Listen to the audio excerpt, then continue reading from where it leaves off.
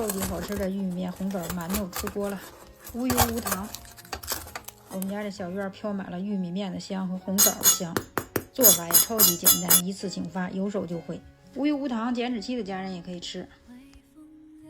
玉米面最好选像面粉那样细的，我这是粗玉米面，用研磨杯我自己又磨了，还是有小渣渣，我得用开水给它烫一下。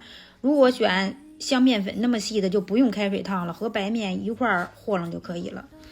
看这小渣渣，晾到温热，来2个鸡蛋，不放鸡蛋可以适当的多加点水，加小苏打和酵母。小苏打会让玉米面颜色更黄，口感更暄软，还能中和玉米面发酵时产生的微酸味，吃着只有纯玉米面的香味。想吃更甜的可以多放糖，多放糖要用这种耐高糖的酵母。如果只放5到10克糖促进发酵，就用低糖酵母。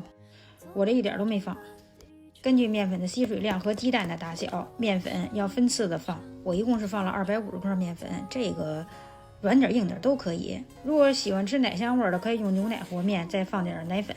大枣馒头差点忘放枣，枣多点少点都可以。我这是80克枣，够多的了啊，别再多了，再多这面都不抱团了。把枣揉进去之后，不用醒，也不用等它发了啊，直接分剂子。这是一次性发的啊，到现在面还没发呢。这个根据个人喜欢啊，想做啥形做啥形的，您可以揉成一个馒头的形状。我这是橄榄形的，把2头再搓搓，这样就可以了。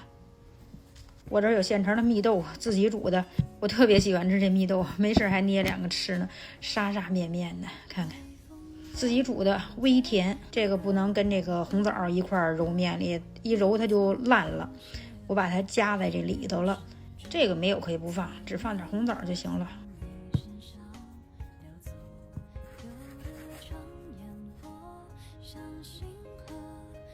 锅里喷点油，用厨房纸再把这油抹匀了，擦一下，就是让锅形成一层油膜。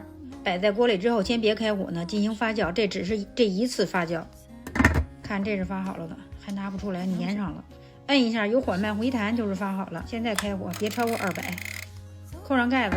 煎到定型，加水，我用的就是凉水，水不用太多了，没过这底儿就行。看水收干了之后，转成小火再焖了5分钟，我差不多用了20分钟，应该有15分钟左右就行了。看我这嘎子厚了，我老怕它不熟，里边粘的。